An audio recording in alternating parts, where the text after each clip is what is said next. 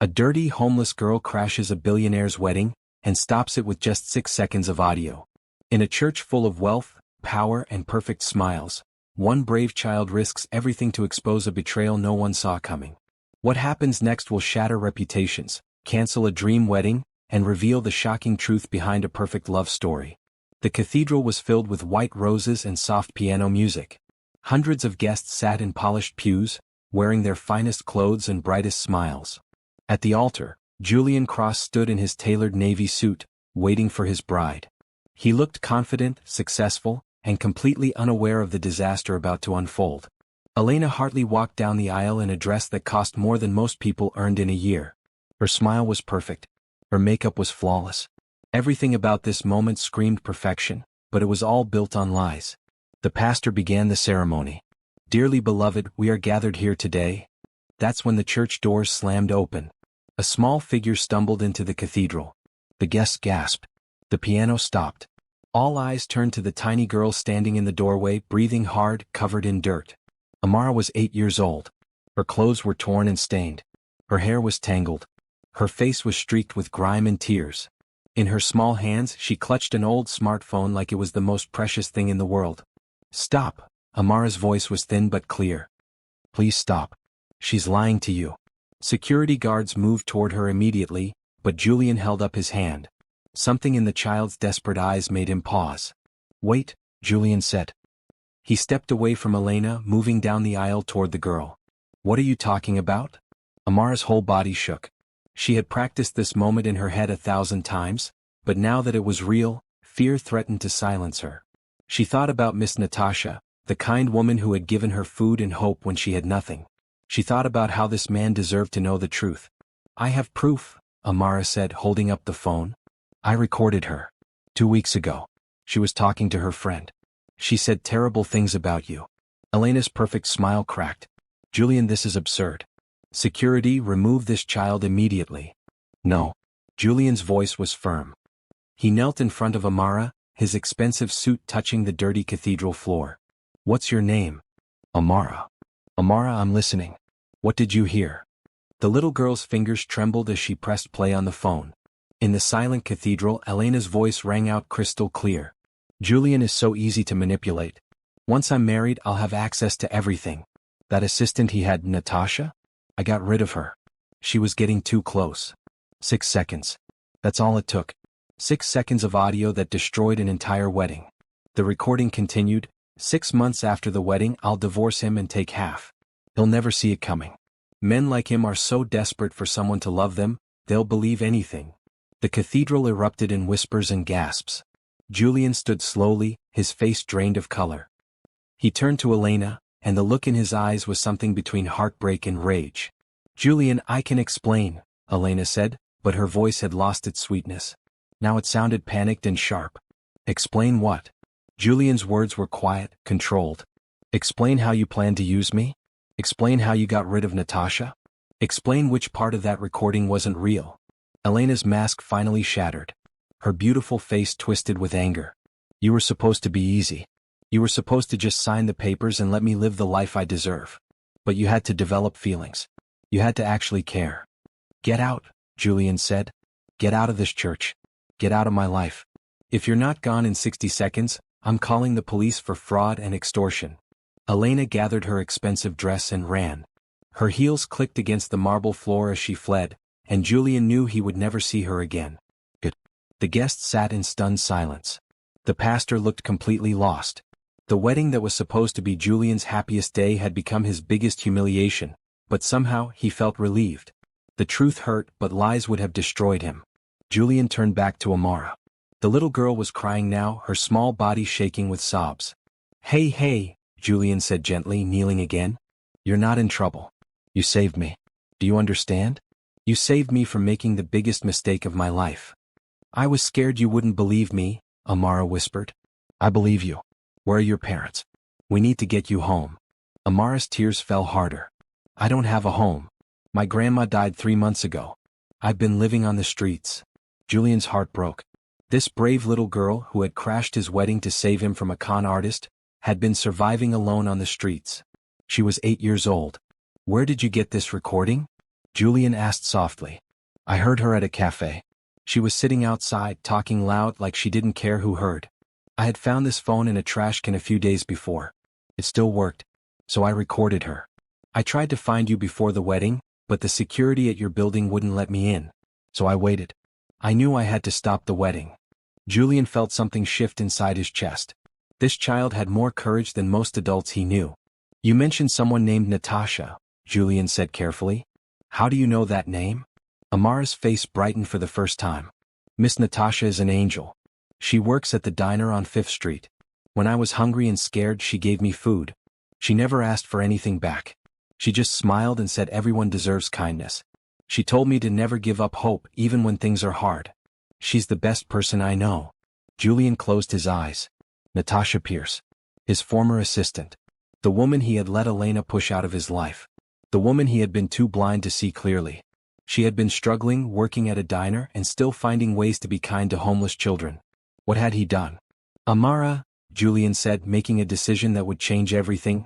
I want to help you. I want to make sure you're safe and taken care of. Will you let me do that? The little girl looked at him with wide, hopeful eyes. In her short life, people had mostly disappointed her. But something in this man's face told her he meant what he said. Yes, Amara said. Please. I'll be so grateful. I promise I'll be good. You're already good, Julian said. You're better than good. You're brave and honest and kind. Come on. Let's get you somewhere warm. He stood and addressed his stunned guests. The wedding is cancelled, obviously. Thank you all for coming. Please enjoy the reception dinner anyway. It's all paid for.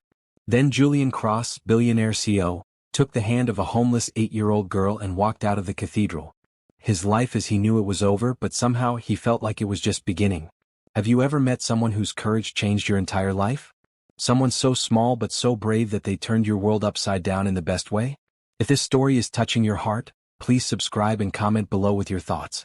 I want to hear about the unexpected heroes in your life. Your story might inspire someone else today. 6 months earlier, Julian Cross had been a different man. He had been successful, yes, but he had also been happy in a way that had nothing to do with money. Natasha Pierce had been his executive assistant for 2 years.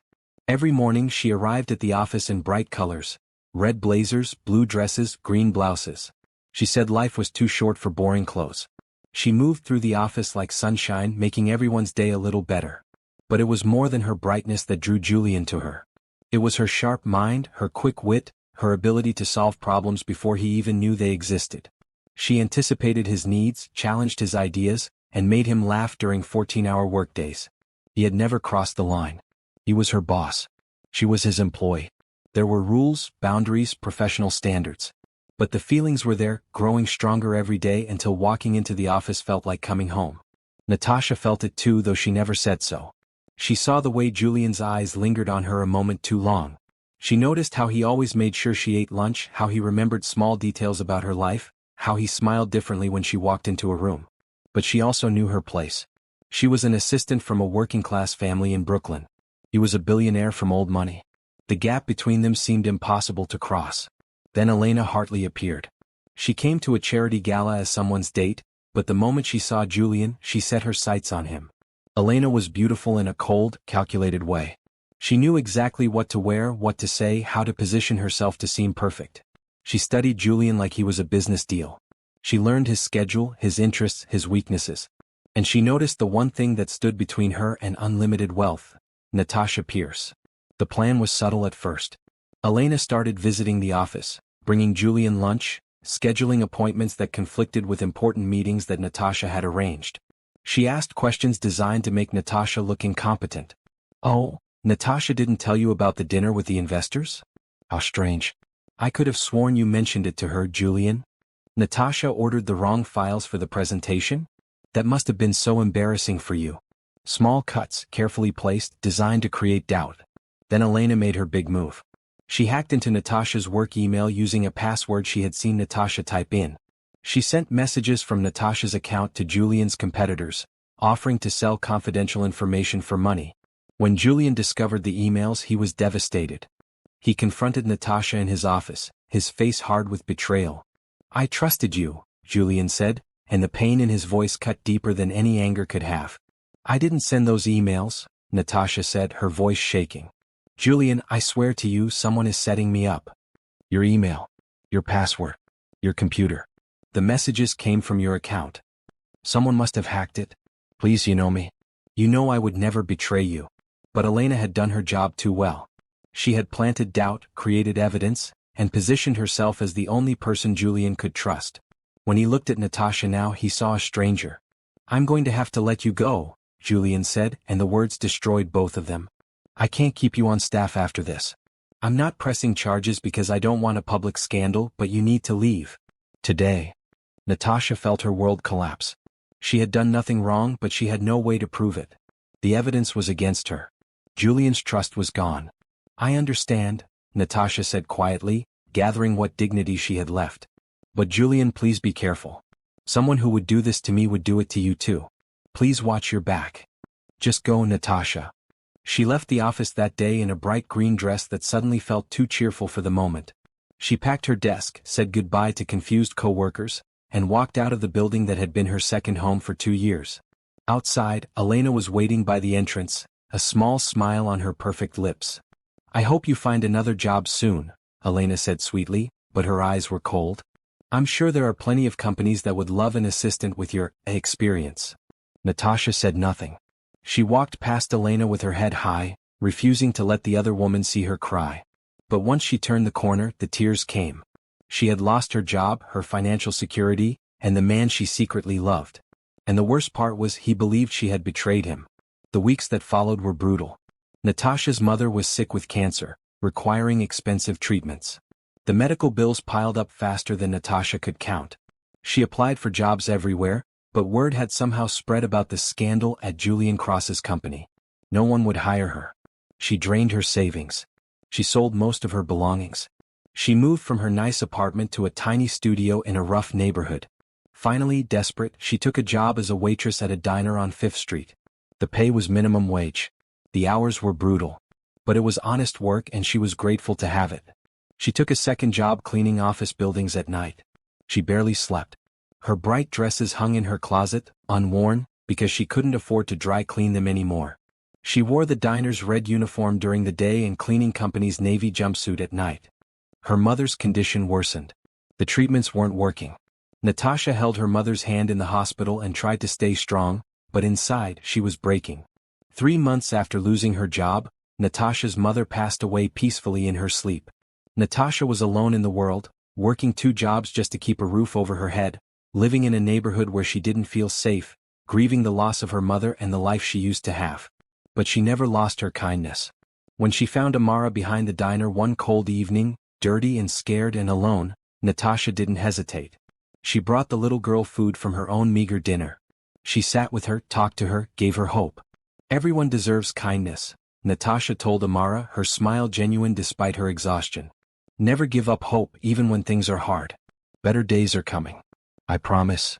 Amara looked at this tired woman in a red uniform and she saw an angel. Meanwhile, Julian Cross was building his new life with Elena. She was everything Natasha wasn't. Sophisticated, connected, perfectly polished. She never challenged him. She always agreed. She made him feel like the smartest man in the world. But sometimes, late at night, Julian would remember the way Natasha laughed. He would remember her bright dresses and her sharp observations and the feeling he got when she walked into a room. He would wonder if he had made a mistake, if he had been too quick to judge, if maybe she had been telling the truth. Then Elena would appear with wine and sympathy, and he would push the doubts away. Natasha had betrayed him. The evidence was clear. He needed to move on. 6 months after firing Natasha, Julian proposed to Elena. She said yes with tears that looked genuine. They planned a huge wedding at the cathedral. Everything was perfect. Everything was a lie. And Julian had no idea that the woman he had thrown away was barely surviving across town, still wearing bright red and still believing in kindness, even though the world had given her every reason to give up. Amara was 8 years old when her world ended. Her grandmother had raised her since she was a baby. Her mother had disappeared before Amara could even remember her face. Her father was never in the picture. But Grandma Rose was enough. She was warmth and safety and unconditional love. They lived in a small apartment in Queens.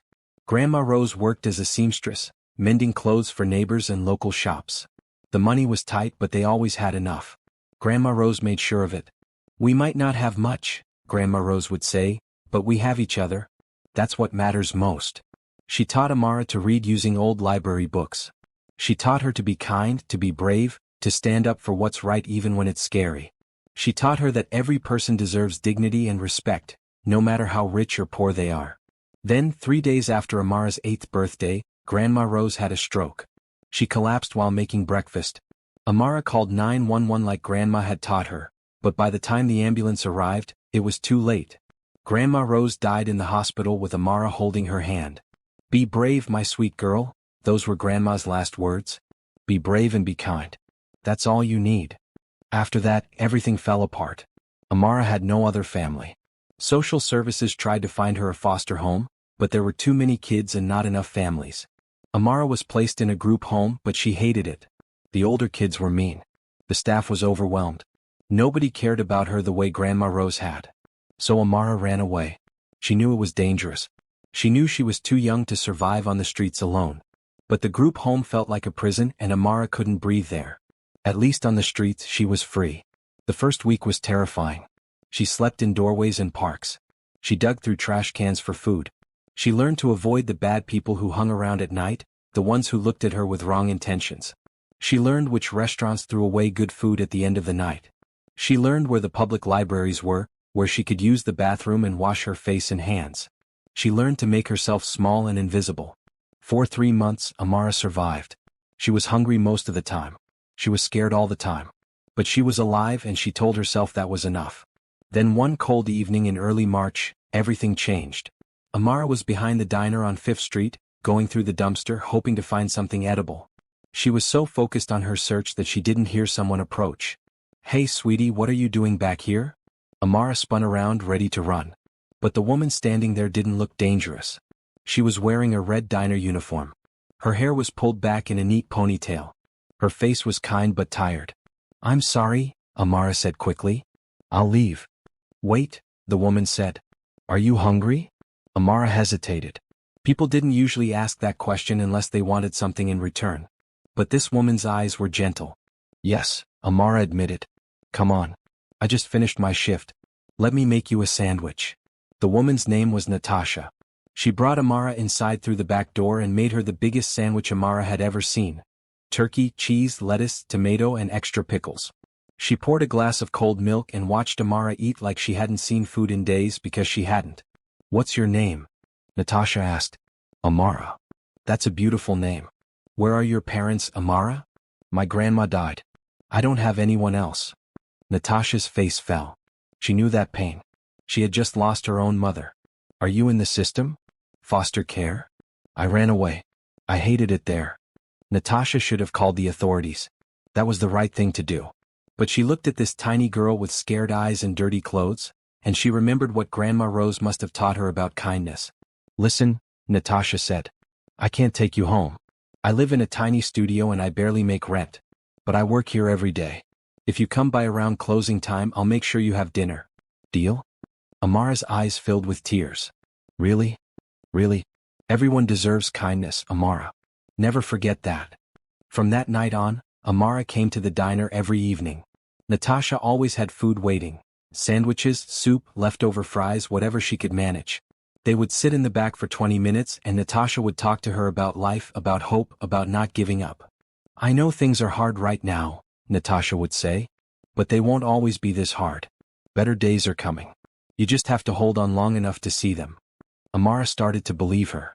This woman who wore bright red and smiled even though her own eyes looked sad, she became Amara's hero. She became the reason Amara kept trying. 2 weeks before the wedding, Amara found the phone. She was walking through a park when she saw it lying next to a trash can. Someone had probably dropped it by accident. The screen was cracked, but when Amara pressed the power button, it turned on. The battery was at 15%. Amara had seen kids at the library using phones. She knew how they worked. She turned off everything except the camera and recorder to save battery. She kept the phone hidden in her jacket. A few days later, Amara was sitting outside a fancy cafe, trying to stay warm, when she heard a familiar name. "Natasha was such a problem," a woman's voice said. "But I got rid of her easily. Julian believed everything I told him." Amara looked up. 2 women sat at an outdoor table, drinking wine and laughing. One of them was beautiful, with perfect hair and expensive clothes. Her voice was sharp despite her smile. So you're really going through with the wedding? The friend asked. Of course. Julian is so easy to manipulate. Once I'm married, I'll have access to everything. That assistant he had, Natasha? I got rid of her. She was getting too close. 6 months after the wedding, I'll divorce him and take half. He'll never see it coming. Men like him are so desperate for someone to love them, they'll believe anything. Amara's heart pounded. She pulled out the phone with shaking hands and pressed record. She caught every word. When the women left, Amara sat there staring at the phone. This woman had hurt Miss Natasha. She had lied and manipulated and destroyed a good person's life. And now she was going to hurt someone named Julian too. Amara knew what Grandma Rose would say. Be brave and be kind. Stand up for what's right even when it's scary. She looked up the name Julian Cross at the library. When she saw his photo and the announcement of his upcoming wedding to Elena Hartley, she knew what she had to do. She tried to reach him at his office building, but security wouldn't let a dirty homeless child anywhere near the executive floors. She tried calling the number she found online, but she never got past assistants who didn't believe her story. So Amara waited. She watched the news for information about the wedding. She learned when and where it would be. She planned how she would get inside. The night before the wedding, Amara told Natasha what she was going to do. Tomorrow I'm going to help someone, Amara said. I'm going to stop something bad from happening. Natasha smiled. That's very brave of you. You taught me that everyone deserves kindness. Even rich people who don't know they're being lied to. That's right. What are you planning? I can't tell you yet. But if it works, maybe you'll hear about it. Natasha didn't push. She just hugged Amara tight and said, whatever you do, be safe. You matter to me. Those words gave Amara the courage she needed. The next day, she walked to the cathedral in her torn clothes and dirty shoes. She stood outside the huge wooden doors, listening to the ceremony begin. Be brave, she whispered to herself, channeling Grandma Rose. Be kind. Stand up for what's right. Then she pushed open the doors and changed 3 lives forever. The smartphone Amara found was an older model, but it worked perfectly for what she needed. She spent hours at the public library watching videos on how to use it, learning every feature. The battery was dying, but she found a charging cable at the library and kept it alive. She wanted to be ready. She didn't know when or how she would need this phone, but something told her it was important. The cafe where she overheard Elena was called Bistro Lumière, a fancy French place where one meal cost more than Amara used to spend on food in a month. She wasn't there to eat. She was just trying to stay warm on a cold March evening. The outdoor patio was heated with tall gas lamps. Rich people sat at small tables, drinking wine and laughing. Amara sat on a bench across the street, invisible in her dirty coat. That's when she heard the name. Natasha was such a problem. Amara's head snapped up. She knew that name. Miss Natasha, the angel who fed her every night. The woman speaking was stunning. She wore a white designer coat and had perfect blonde hair. Her companion was equally polished, dressed in black with diamond earrings that caught the light. Tell me everything, the friend said, leaning in with a conspiratorial smile. How did you get rid of her? It was easy, Elena said, sipping her wine. I hacked her email and sent messages to Julian's competitors. Made it look like she was selling company secrets. When he found out, he was devastated. He fired her on the spot. But she didn't actually do it? Of course not. She was completely innocent. But Julian believed me over her. That's how you know you've won. When a man trusts you more than the people he's known for years. The friend laughed. You're terrible. I'm practical. Natasha was in my way. She had feelings for Julian, and worse, he had feelings for her. They were too stupid to act on it, but I could see it. The way they looked at each other.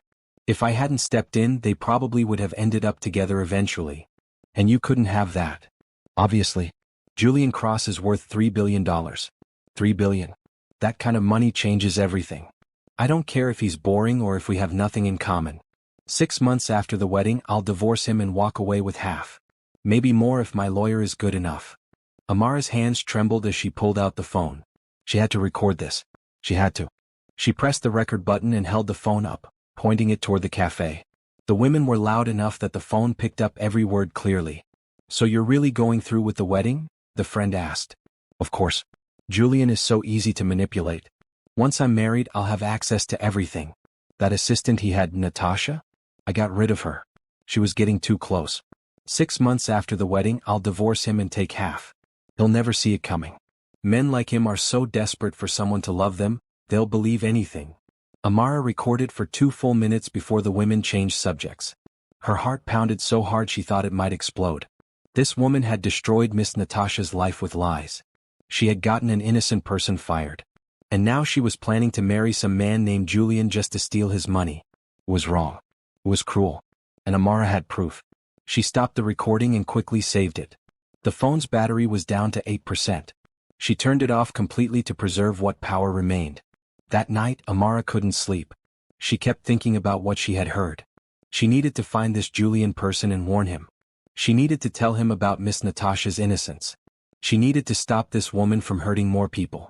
The next morning, Amara went to the library and used the public computer to search Julian Cross. Articles and photos filled the screen. He was a billionaire CEO, young and successful, known for his charitable work and business success. His company built affordable housing and funded education programs. He looked kind in his photos. He had the sort of face that smiled easily.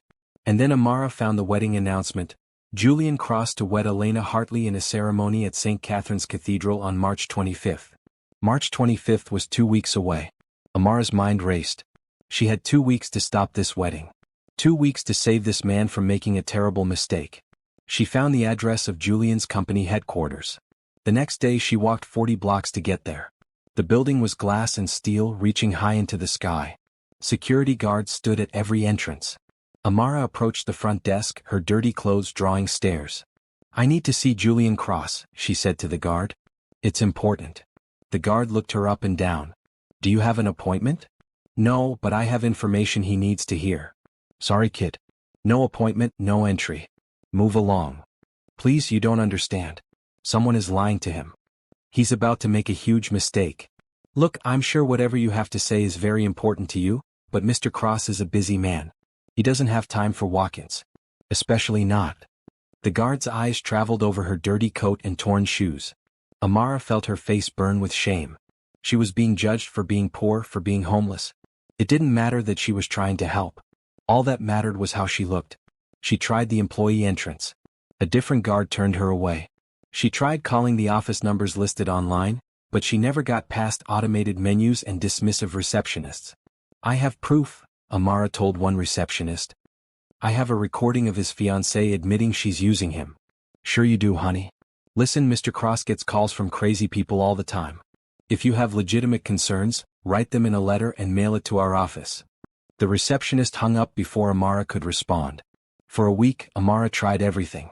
She waited outside the building, hoping to catch Julian arriving or leaving. But he was always surrounded by security, moving too fast for her to reach. She wrote a letter, but she had no way to know if it would ever make it to his desk. Time was running out. The wedding was in 7 days. Then 6. Then 5. Amara was sitting behind the diner, eating the sandwich Miss Natasha had made for her, when she realized what she had to do. "I can't reach him before the wedding," Amara said out loud. "So I have to reach him at the wedding." It was terrifying. She would have to crash a fancy event in a cathedral full of rich people. Security would try to throw her out. She might get arrested. But what choice did she have?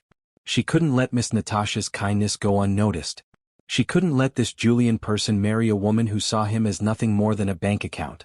She couldn't let evil win when she had the power to stop it. "Be brave," she heard Grandma Rosa's voice in her head. "Stand up for what's right even when it's scary." Amara spent the next few days preparing. She memorized the cathedral's address. She planned the fastest route from her sleeping spot to the church. She charged the phone one last time at the library, making sure the recording was still there, still clear.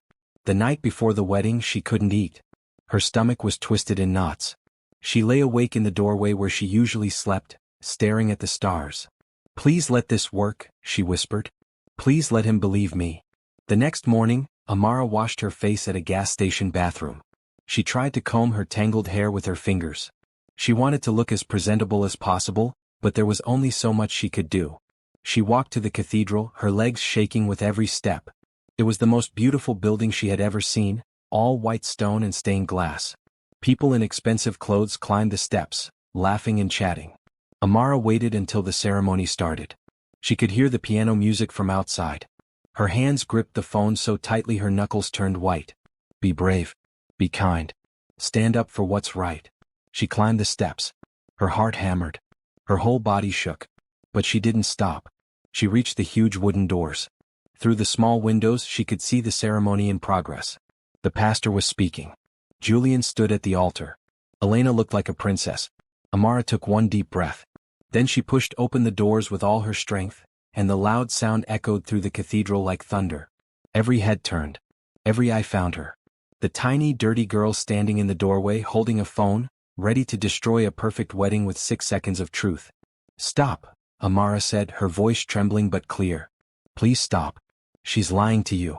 The cathedral fell silent after Amara played the recording. 6 seconds had passed, but the audio kept playing, revealing more of Elena's cruel plan. The guests sat frozen, processing what they had just heard. Elena had fled, her designer dress disappearing through the side door. The pastor stood with his mouth open, unsure what to do. Julian felt like his entire world had shifted on its axis. For 6 months he had built a life with Elena. He had believed her smiles, her compliments, her declarations of love.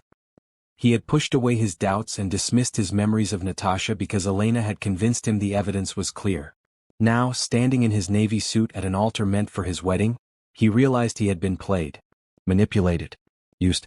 Every moment with Elena had been a performance, and he had been too blind to see it. But that wasn't what hurt most. What destroyed him was the truth about Natasha. She was getting too close, Elena's voice echoed in his memory. "I got rid of her." Natasha had been innocent. Completely innocent. He had fired her, destroyed her career, believed the worst of her, all because of a con artist's lies. The woman who had been his right hand, his friend, the person who made him laugh during impossible days, he had thrown her away without a second thought. And now this little girl, this brave, homeless 8-year-old, had saved him from making an even bigger mistake. Julian knelt in front of Amara again. The guests watched in silence as the billionaire CEO got down on the cathedral floor to speak with a child in torn clothes. "Amara," Julian said gently, "you said you don't have a home. Where have you been sleeping?" "Doorways mostly. Sometimes the park if it's not too cold." Julian's chest tightened. "And you've been doing this for 3 months?" "Yes, sir." "Don't call me sir. Call me Julian." He paused, thinking carefully about his next words. "You saved me today. You risked everything to tell me the truth. You could have stayed hidden, stayed safe, but you didn't. You came here because it was the right thing to do. That takes incredible courage." Amara's eyes filled with tears.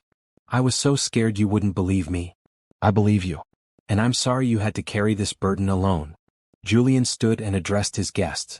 "I need to take care of this. Please enjoy the reception. All the food and arrangements are already paid for. But I have more important things to handle right now." He offered his hand to Amara. She took it without hesitation, her small fingers disappearing in his larger ones. Together they walked out of the cathedral. Julian's driver waited by a sleek black car, looking confused by the turn of events. "Take us to the Four Seasons," Julian told the driver. "We need to get this young lady cleaned up and fed." At the hotel Julian booked a suite. He called his personal shopper and asked her to bring clothes for an 8-year-old girl. Jeans, shirts, a warm jacket, proper shoes. He specified bright colors, remembering Amara's mention of Natasha's kindness. While they waited he ordered room service. Burgers, fries, chicken nuggets, pasta, salad, fruit, chocolate cake. He didn't know what Amara liked, so he ordered everything. When the food arrived, Amara stared at the cart like she was seeing a miracle. "Go ahead," Julian said. "Eat whatever you want. There's plenty." Amara ate slowly at first like she was afraid the food might disappear. Then hunger took over, and she ate with the desperation of someone who had known too many empty days. Julian watched, his heart breaking with every bite. After she ate, a hotel staff member helped Amara shower and wash her hair. The personal shopper arrived with bags of clothes in greens, blues, and reds. When Amara emerged in clean jeans and a bright blue shirt, she looked like a different child. "Better?" Julian asked. "So much better," Amara said, smiling for the first time. "Thank you. I'm really grateful." "You don't need to thank me. You helped me. Now I'm helping you. That's how it should work." They sat in the suite's living room. Julian had changed out of his wedding suit into casual clothes. For the first time all day he could breathe. "Tell me more about Natasha," Julian said. "You said she works at a diner?" Amara nodded enthusiastically. "Fifth Street Diner. She wears a red uniform. She's there almost every day. She gives me dinner when her shift ends. She's the kindest person I know." Julian's throat felt tight. "What does she talk about?" "She tells me not to give up hope.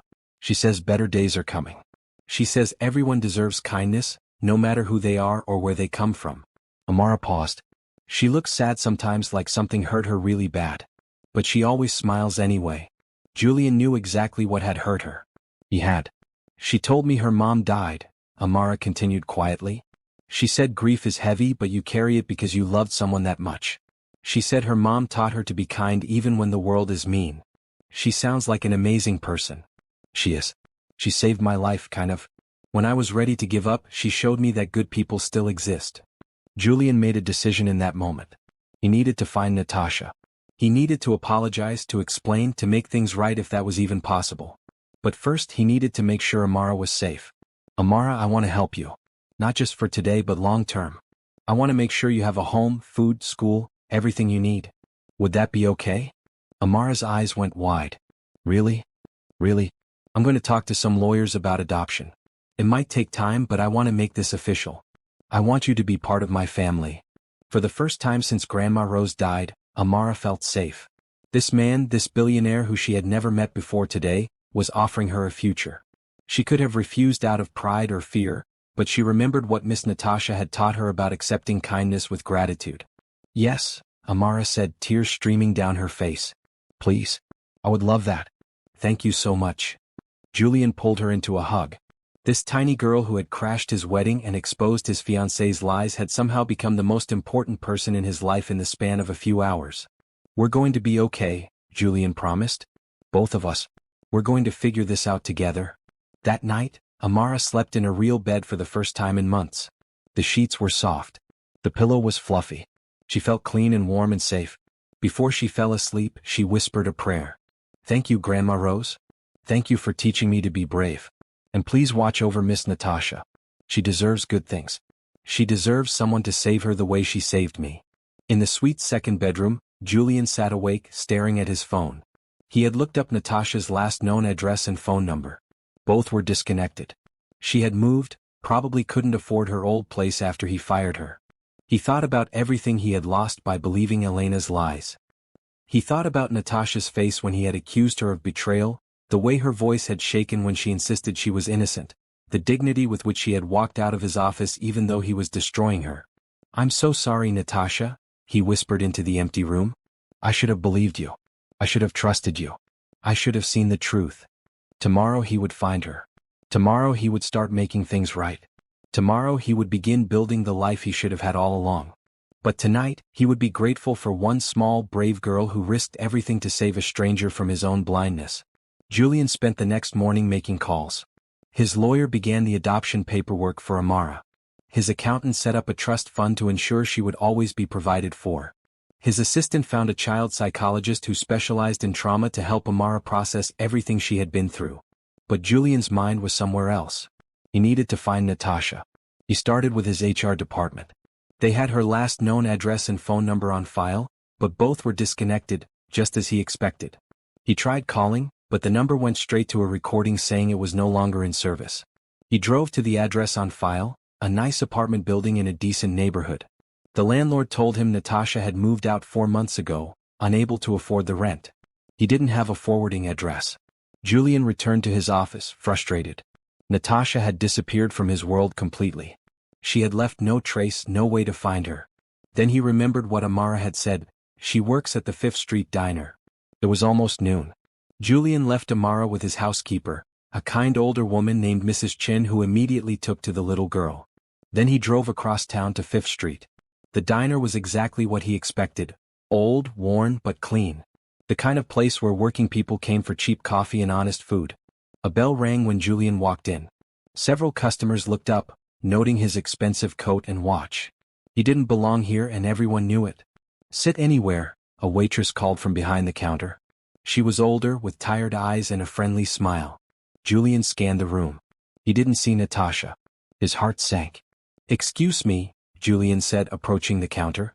Does Natasha Pierce work here? The waitress's expression shifted to something guarded. Who's asking? My name is Julian Cross. I'm a friend. I need to speak with her. The waitress studied him carefully. After a moment she said, She's in the back on her break. Let me see if she wants to talk to you. The waitress disappeared through a door marked Employees Only. Julian waited, his pulse racing. Would Natasha even agree to see him after what he did? 5 minutes passed.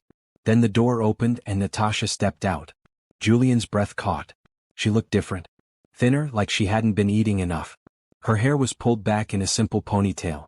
She wore the diner's bright red uniform, the kind of cheap polyester that probably felt awful after a long shift. But she was still beautiful. Still Natasha. Their eyes met across the diner. For a moment, neither of them moved. Then Natasha walked toward him, her expression carefully neutral. She stopped a few feet away, maintaining distance. "Julian," she said, and her voice was exactly as he remembered it. Warm, intelligent, carefully controlled. "Natasha." His voice came out rougher than he intended. "Can we talk?" "We're talking now. In private, please. I need to explain something. I need to apologize." Natasha glanced at the clock. "My break is almost over. Please. Just give me 15 minutes. That's all I'm asking." She hesitated. The smart thing would be to refuse to send him away to protect herself from more pain. But something in his eyes looked desperate, almost broken, and despite everything, Natasha's kind heart wouldn't let her turn away. 15 minutes, she agreed. "There's a park across the street." They walked to the small park in silence. It wasn't much, just a few benches and some struggling trees, but it was private enough. They sat down, maintaining careful space between them. Julian didn't know where to start. How do you apologize for destroying someone's life based on lies? "The wedding didn't happen," he said finally. "I heard something about that on the news. They said the bride left before the ceremony finished. She ran because she was exposed. By an 8-year-old girl named Amara." Natasha's head snapped up. "Amara? Is she okay? What happened?" "You know her?" "Of course I know her. She's been homeless for 3 months. I give her dinner every night. She's the sweetest, bravest child." Natasha's protective instincts flared. "What did you do to her?" "Nothing bad, I promise. She saved me, Natasha. She crashed my wedding and played a recording she had made of Elena.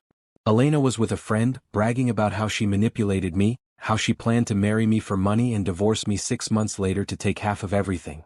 Natasha's eyes widened. "What?" "It gets worse. In the recording, Elena admitted she set you up. She hacked your email. She sent those messages to make it look like you were betraying me. She did it because she saw you as a threat to her plan." The words hung in the air between them. Natasha sat very still, processing. "You were innocent," Julian continued, his voice breaking. "You told me you were innocent and I didn't believe you.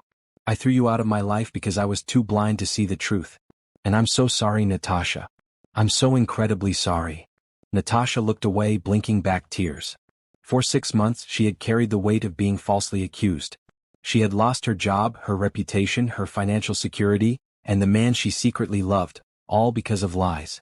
And now he was telling her she had been right all along. "I tried to tell you," she said quietly. "I begged you to believe me. I know. I failed you. I failed myself. I let someone poison my mind against you, and I'll regret that for the rest of my life. Why are you telling me this now? Because you deserve to know the truth. Because I owe you an apology that words can't fully express. Because..." Julian paused, gathering courage. "Because Amara told me what you've been doing for her. How you've been feeding her, giving her hope, showing her kindness even though you're struggling yourself. She told me you're working 2 jobs. She told me about your mother. Natasha, I'm so sorry about your mom." The tears Natasha had been holding back started to fall. "She died 4 months ago. I should have been there. If I hadn't been such a fool, I would have been there for you." "You were busy planning your wedding," Natasha said, and there was no bitterness in her voice, only sadness. "I was busy making the biggest mistake of my life." Julian shifted closer, not touching her but near enough that she could feel his presence. "Natasha, I know I have no right to ask anything of you. I know I destroyed what we had. But I want to make things right. Tell me what you need. Tell me how I can help." "I don't need your charity, Julian." "It's not charity. It's justice. You lost your job because of a lie. You lost income, opportunities, your reputation. Let me fix that." "How? By giving me money? That doesn't fix what happened." "No, you're right. It doesn't. But maybe it's a start." Julian took a breath. "I want to offer you your old job back. Same position, executive assistant, but with a significant raise and a formal apology to everyone in the company about what really happened. I want to clear your name completely." Natasha stared at him. "You're serious?" "Completely serious. I need someone I can trust, someone brilliant and capable. That's always been you. But more than that, I need to do the right thing. And the right thing is giving you back what was taken from you. For the first time since seeing Julian in the diner, Natasha allowed herself to feel hope. Her current situation was unsustainable. Working 2 minimum-wage jobs just to afford a tiny apartment in a bad neighborhood, barely sleeping, no time for herself. The job Julian was offering would change everything. But could she trust him again? Could she work with him after he had hurt her so badly? I need time to think about it, Natasha said. Of course. Take all the time you need. But before you decide, I want you to know something else. I'm adopting Amara. The paperwork is already in progress. She's going to have a real home, a real family. She'll never be alone again. Natasha's face lit up with genuine joy. Really? Oh, Julian, that's wonderful. She deserves that so much. She asked about you. She wants to see you. Would that be okay? Yes, of course. How about dinner tomorrow night? You, me, and Amara. No pressure about the job offer. Just dinner. Natasha wiped her tears and managed a small smile. Okay. Dinner. Thank you. Julian stood to leave, then paused. Natasha, for what it's worth, I never stopped thinking about you. Even when I was with Elena, even when I was convinced you had betrayed me, there was this part of me that knew something was wrong. I should have listened to that part. I should have trusted my gut. I should have trusted you. He walked away, leaving Natasha alone on the park bench. She sat there for a long time after he left, her mind spinning. Julian had apologized. He had admitted he was wrong. He had offered to make things right. And most importantly, he was giving Amara the home she desperately needed. Could Natasha forgive him? Could she go back to working side by side with the man she had loved, the man who had broken her heart? She didn't know yet. But for the first time in 6 months, Natasha felt like maybe, just maybe, better days really were coming. Before you go, let me ask you something. Have you ever had someone come back into your life and ask for a second chance? Did you give it to them? I'm curious to hear your stories. Drop a comment below and don't forget to subscribe for more chapters. Your support means everything. The next evening, Julian picked up Natasha in his car. She wore a green dress she hadn't worn in months, one of the bright pieces from her old life. She had spent an hour getting ready, telling herself it was just dinner, nothing more. But when Julian saw her, the look in his eyes told a different story. You look beautiful, he said simply. Thank you. Natasha slid into the passenger seat, her heart beating faster than it should. They drove to a family-style Italian restaurant, the kind of place with checkered tablecloths and breadsticks in baskets. It wasn't fancy, but it was warm and welcoming. Perfect for Amara's first real dinner out. Amara was waiting at a corner table with Mrs. Chen, Julian's housekeeper. When she saw Natasha, the little girl's face exploded with joy. Miss Natasha. Amara jumped up and ran to her, throwing her arms around Natasha's waist. Natasha hugged her back, tears already forming. Look at you. Clean clothes, brushed hair. You look wonderful, sweetheart. Julian bought me all new stuff. And I have my own room now.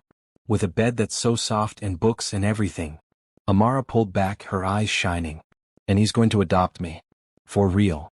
I heard. I'm so happy for you. They sat down together. Mrs. Chin excused herself, giving them privacy. For a moment, the three of them just looked at each other. A billionaire who had almost made a terrible mistake, a woman who had lost everything and kept her kindness anyway, and a little girl who had saved them both. This feels nice, Amara said. Like a family. Julian and Natasha exchanged glances. Neither of them corrected her, though neither confirmed it either. They ordered dinner.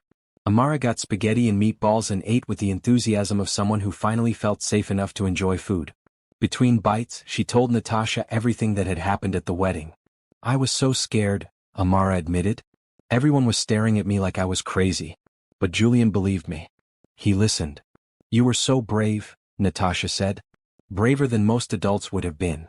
You taught me that. You said to stand up for what's right even when it's scary.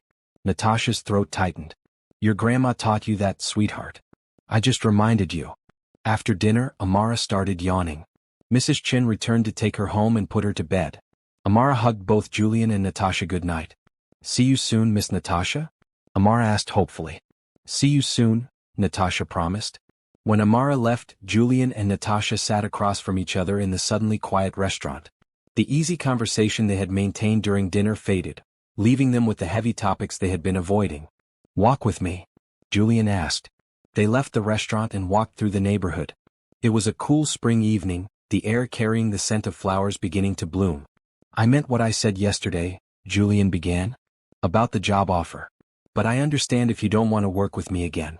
I understand if you can't trust me anymore. It's not about trust, Natasha said carefully. It's about whether I can handle being that close to you again. What do you mean? Natasha stopped walking. They were standing under a street light, the glow casting soft shadows on their faces. She had kept this secret for so long, but suddenly she was tired of hiding. I had feelings for you, Julian. When I worked for you. More than just professional respect. I thought I hid it well, but looking back, I wonder if Elena saw it. If that's why she targeted me. Julian's eyes widened. You had feelings for me? Yes. But you were my boss. There were rules, boundaries. I would never have crossed that line. So I kept it to myself and tried to be professional. Natasha's voice shook slightly. And then when you fired me, when you believed those lies about me, it didn't just hurt because I lost my job. It hurt because the person I cared about thought the worst of me. Julian reached for her hand. She let him take it. I had feelings for you too, he confessed. From the moment you walked into that office in a bright red blazer and told me my business strategy needed work. You were fearless and smart and you made me laugh. Every day working with you felt like the best part of my day. Then why did you believe her over me? Because I'm an idiot. Because Elena played on my insecurities. She made me feel like you were too good for me, that you would never see me as anything more than a boss, that I was imagining the connection between us. And when she showed me that evidence, she framed it as proof that I had been right to keep my distance, that you had never cared at all. Natasha's eyes filled with tears. I cared. I cared so much it hurt. I know that now. I'm so sorry, Natasha. For all of it.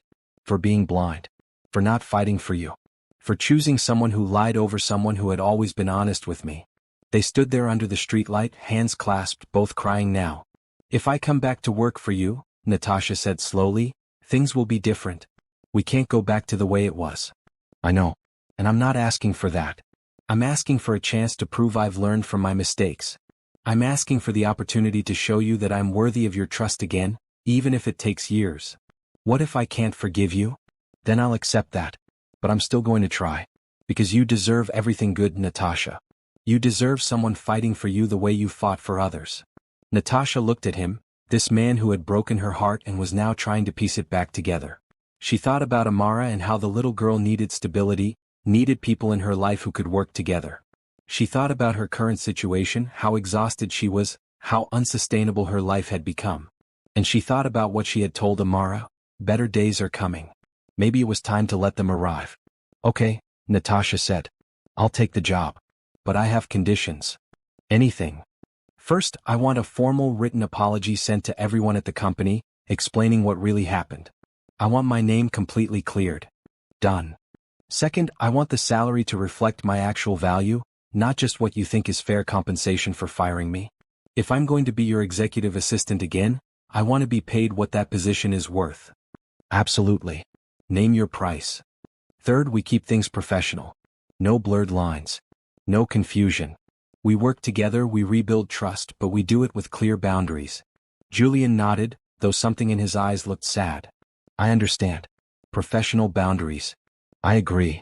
And fourth, I want to be part of Amara's life. Not just as your employee, but as someone who cares about her. She's been through so much. She needs all the support she can get. I was hoping you'd say that. She adores you. They started walking again, still holding hands though neither acknowledged it. When do you want me to start? Natasha asked. Whenever you're ready. Tomorrow, next week, next month. You set the timeline. I need to give my current job's notice. 2 weeks. 2 weeks is perfect. That gives me time to get your office set up and make the announcement to the staff. They walked in comfortable silence for a while. The neighborhood was quiet, the streets empty. Can I ask you something? Julian said eventually. Sure. When did you know? When did you realize you had feelings for me? Natasha smiled, remembering. Do you remember the Nakamoto deal? When we were negotiating for 3 days straight, barely sleeping, living on coffee and determination. I remember. On the second night, around 2 in the morning, you made a joke about how coffee was the only relationship you needed because it never let you down. And I remember thinking that if I ever got the chance, I would prove you wrong. That someone could be more reliable than coffee, more comforting, more essential. She laughed softly. That's when I knew I was in trouble. Julian stopped walking. He turned to face her fully, his expression intense. I'm going to prove you right, he said. I'm going to show you that someone can be all those things. That I can be all those things. Not now because you need space and time. But someday, Natasha. Someday I'm going to prove I'm worth a second chance. Natasha's heart raced. She should pull her hand away. She should reinforce those boundaries she had just established. But she couldn't seem to move. Just focus on being a good father to Amara, Natasha said softly. That's what matters most right now. I can do both. I can be a good father and work on earning your trust back. We'll see. But as Julian drove her home to her tiny apartment, and as Natasha lay in bed that night replaying their conversation, both of them were thinking the same thing. Maybe second chances were possible. Maybe broken things could be repaired. Maybe love was patient enough to wait for healing. And maybe, just maybe, this story was far from over. 2 weeks later, Natasha walked through the doors of Julian's company for the first time in 6 months. She wore a royal blue suit, her hair styled professionally, her head held high. The reception desk did a double take when they saw her. "Miss Pierce," the receptionist said, surprised. "Welcome back." "Thank you. It's good to be back." Word had already spread through the company. Julian had sent the promised letter of apology to every employee, explaining Elena's scheme and Natasha's innocence. He had been thorough and honest, holding nothing back. His reputation had taken a hit for being so easily fooled, but he didn't care. What mattered was clearing Natasha's name. When she stepped off the elevator onto the executive floor, several former colleagues approached her, apologizing, welcoming her back. Natasha accepted their words graciously, though she could see the curiosity in their eyes. They wanted to know what the dynamic would be between her and Julian now. Honestly, she wanted to know too. Julian's office was exactly as she remembered. Floor-to-ceiling windows, modern furniture, organized chaos. But her new office, right next to his, was completely transformed. He had furnished it with a standing desk, ergonomic chair, and bright artwork on the walls. Fresh flowers sat on her desk, red roses. There was a note, "Welcome home, J." Natasha touched the flowers gently, feeling emotions she wasn't ready to name. "Do you like it?" She turned. Julian stood in the doorway, wearing a maroon suit that made him look both professional and slightly less intimidating. "It's perfect," Natasha said. "Thank you. I wanted you to feel comfortable. If there's anything you want to change, just say the word. It's really perfect. I mean it." They stood there, the air between them charged with everything unsaid. Then Julian cleared his throat. "We have a management meeting in an hour. Want to grab coffee and go over the agenda?" "Sure. Just like old times." "Better than old times," Julian corrected. "This time I know what I have." Working together again was both easy and difficult. The professional chemistry was still there, undeniable. They fell back into their rhythm quickly. Natasha anticipating Julian's needs, Julian trusting her judgment, both of them working as a seamless team. But there was also the awareness, the tension, the feelings they were both trying to keep professional. After work that first day, Julian invited Natasha to have dinner with him and Amara. It became a routine. 3 or 4 nights a week they would eat together, the three of them like the family Amara had hoped for. Amara thrived. She started at a good school, made friends, joined an art class. Her smile came easier. Her nightmares grew less frequent. The trauma of homelessness was still there, but healing was happening. And she loved having both Julian and Natasha in her life. "Are you going to marry Miss Natasha?" Amara asked Julian one night after Natasha had left. Julian nearly dropped the dish he was washing. "What makes you ask that?" "You look at her the way the prince looks at the princess in my storybooks." "It's complicated, sweetheart." "Why? You like her. She likes you. You're both single. What's complicated?" "I heard her before. She's not sure she can trust me again. I have to be patient and prove I've changed." Amara considered this. "You have changed. You're nicer now. Before you were about to marry that mean lady. Now you're trying to be good." "I'm trying," Julian agreed. "But trust takes time to rebuild." "Then we should show her," Amara said with the confidence of an 8-year-old who believed in happy endings. "We should show her every day that we're good people who love her." Julian hugged his daughter tight. "When did you get so wise?" "Miss Natasha taught me. She says love is action, not just words." And so they showed her. Julian made sure Natasha took lunch breaks and left work at reasonable hours. He valued her input in meetings and gave her credit publicly. He respected her boundaries but left small signs that he was thinking of her. Her favorite coffee waiting on her desk in the mornings, notes of encouragement before big presentations, flowers on particularly hard days. Natasha noticed all of it. How could she not? But she was careful with her heart. She had been broken before. She needed to be sure this time. Then, 3 months after returning to work, Natasha got sick. Nothing serious, just a bad flu that left her feverish and weak. She called out of work, something she rarely did. That evening there was a knock on her apartment door. When Natasha opened it, still in her pajamas and feeling miserable, Julian stood there with grocery bags. "What are you doing here?" she asked, her voice hoarse. "You're sick. I brought soup, medicine, juice, and tissues." He held up the bags. "Can I come in?" Natasha should have said no. Should have maintained those boundaries. But she felt awful and he looked genuinely concerned, so she stepped aside. Julian set about taking care of her with the same efficiency he brought to business deals. He made soup, brought her medicine, fluffed her pillows, and queued up a comfort movie on her TV. "You don't have to do this," Natasha said, but her protest was weak. "I know. I want to." He sat with her while she ate soup, telling her funny stories about Amara's adventures at school. He made sure she took her medicine. He checked her fever with a hand to her forehead, his touch gentle. "Why are you really here, Julian?" Natasha asked. "You could have sent Mrs. Chen or had food delivered. Because when you care about someone, you show up. You sit with them when they're sick. You make sure they're okay. You don't delegate that to someone else." Natasha's eyes filled with tears. Not from the illness, but from the tenderness in his voice. "I'm scared," she admitted. "I'm scared to trust you again. I'm scared you'll change your mind or get bored or find someone better." Julian took her hand. "I'm scared too. I'm scared I'll mess this up. I'm scared I don't deserve a second chance. But Natasha, I'm more scared of not trying. Of letting fear keep me from the person who makes me want to be better." "What are we doing?" Natasha whispered. "What is this? I think we're falling in love. Or maybe we've been in love all along, and we're just finally brave enough to admit it." Natasha looked at him, this man who had broken her heart and was now carefully, patiently putting it back together. She thought about the past 3 months, watching him be a father to Amara, seeing how he had changed, how he valued her, how he showed up every single day. "I'm not ready yet," she said. "But I'm getting there. I'll wait. As long as it takes." Julian stayed until Natasha fell asleep on the couch. He covered her with a blanket, left more medicine and water on the coffee table, and locked her door on his way out.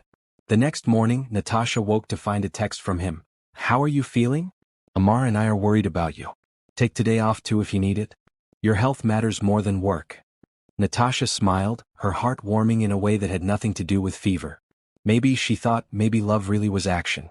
Maybe it was showing up with soup. Maybe it was respecting boundaries while making your feelings clear. Maybe it was being patient enough to let trust rebuild slowly, carefully, honestly. And maybe she was ready to believe in second chances after all. The change happened gradually, like seasons shifting. One day Natasha realized she was laughing more. She was sleeping better. She was looking forward to work not because of the job itself, but because of who she would see there. She was falling in love with Julian Cross all over again. Except this time it felt different. Deeper. Real. It had been 5 months since she returned to work. 5 months of rebuilding trust. 5 months of watching Julian be an incredible father to Amara. 5 months of small moments that added up to something significant. One evening, Julian took both Natasha and Amara to a street fair in their neighborhood. They walked through the stalls, eating cotton candy and looking at handmade crafts. Amara ran ahead, her bright green jacket making her easy to spot. "She's so happy," Natasha said, watching the little girl laugh at a puppet show. "Because of you," Julian said. "You saved her before I even knew she existed. You gave her hope when she had nothing. I just gave her sandwiches. You gave her kindness. In her darkest moment, you showed her that good people still exist. That's not nothing, Natasha. That's everything." They watched Amara together, standing close enough that their shoulders touched. "Can I tell you something?" Julian said quietly. "Always. I used to think I knew what love was.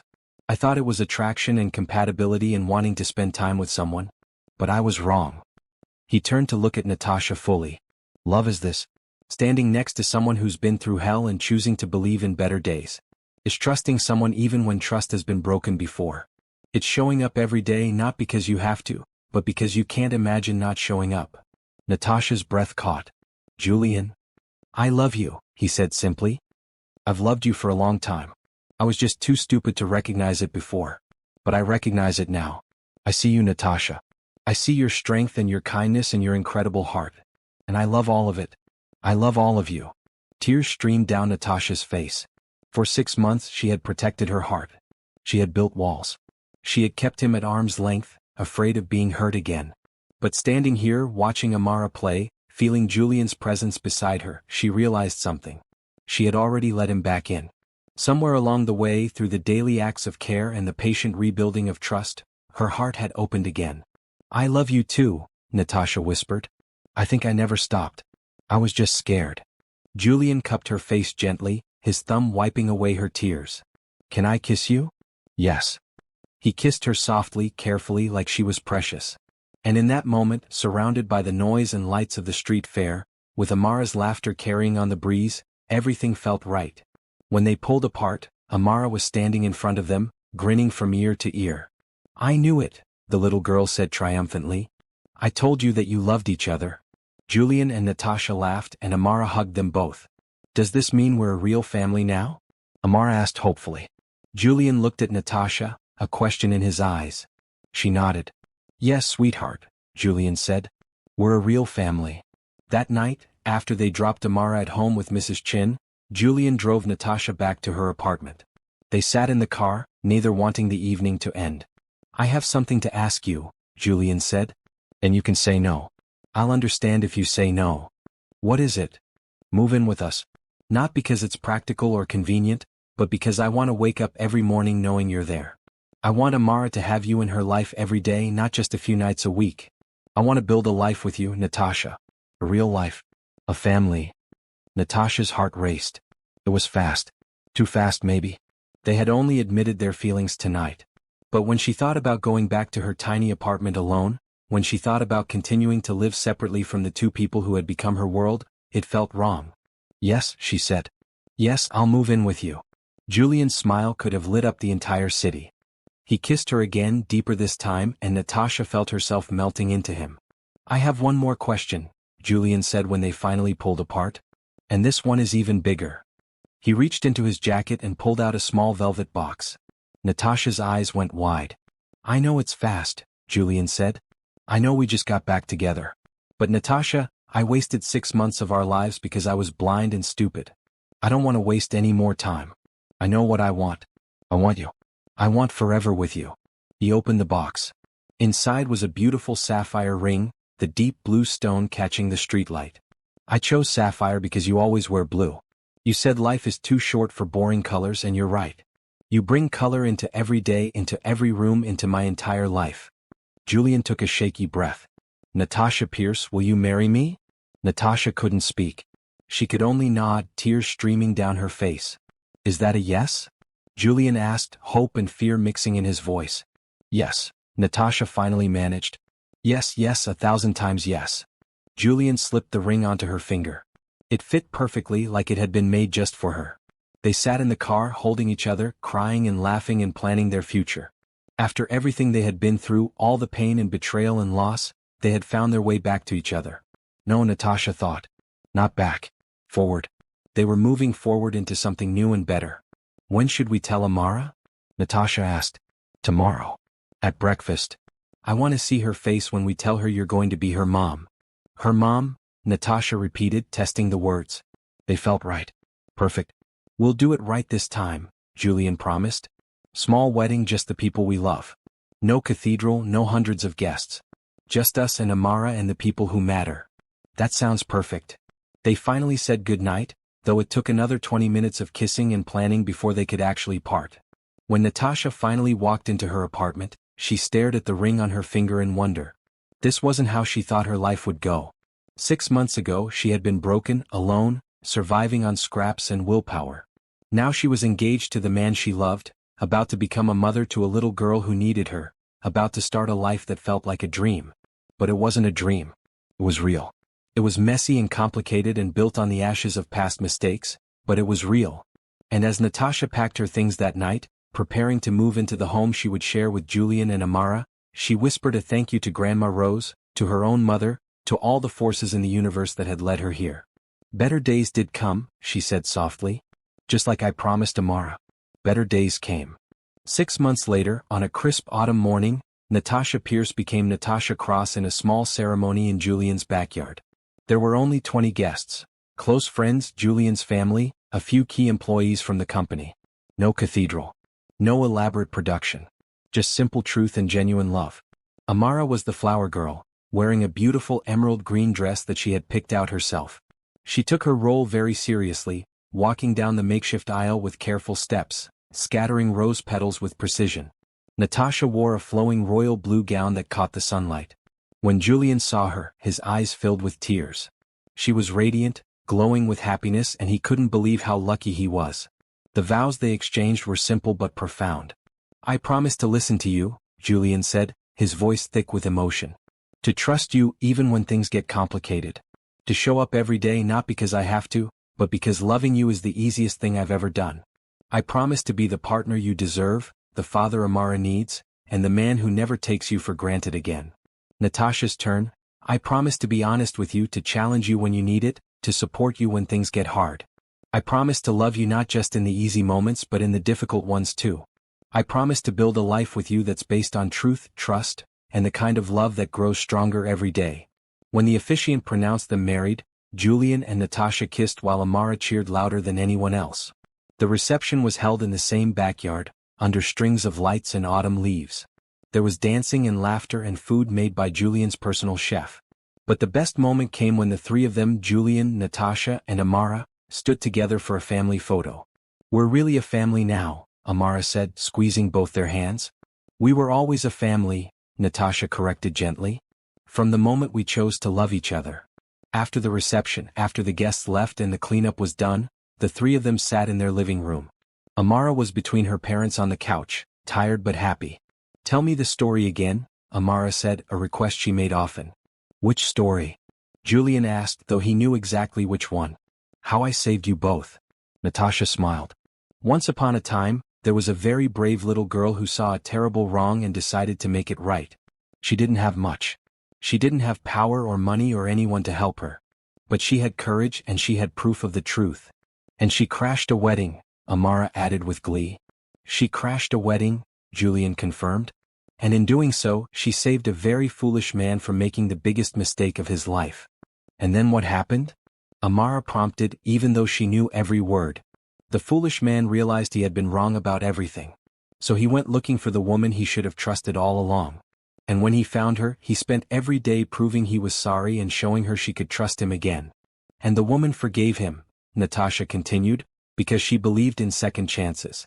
She believed that people could change, that broken things could be fixed, and that love was patient enough to wait for healing. And then they all lived happily ever after," Amara finished. "The end." "Not the end," Julian corrected. "The beginning. This is our beginning." That night, after Amara was asleep in her room, walls decorated with art she had made at school, Julian and Natasha stood in their bedroom, looking out the window at their neighborhood. "Do you ever think about how different things could have been?" Natasha asked. "All the time. If Amara hadn't found that phone. If she hadn't been brave enough to crash the wedding. If you hadn't been kind enough to feed a homeless child. Everything could have gone so wrong. But it didn't. No. It went exactly right." Julian wrapped his arms around Natasha from behind, pulling her close. "We got our happy ending. This isn't an ending, remember? You said this is our beginning." "You're right. So what should we do with our beginning?" Natasha turned in his arms, looking up at him. "We love each other. We raise our daughter. We build a life that's honest and kind and full of color. We show up for each other every single day. That sounds perfect." They kissed, and outside their window the world kept turning.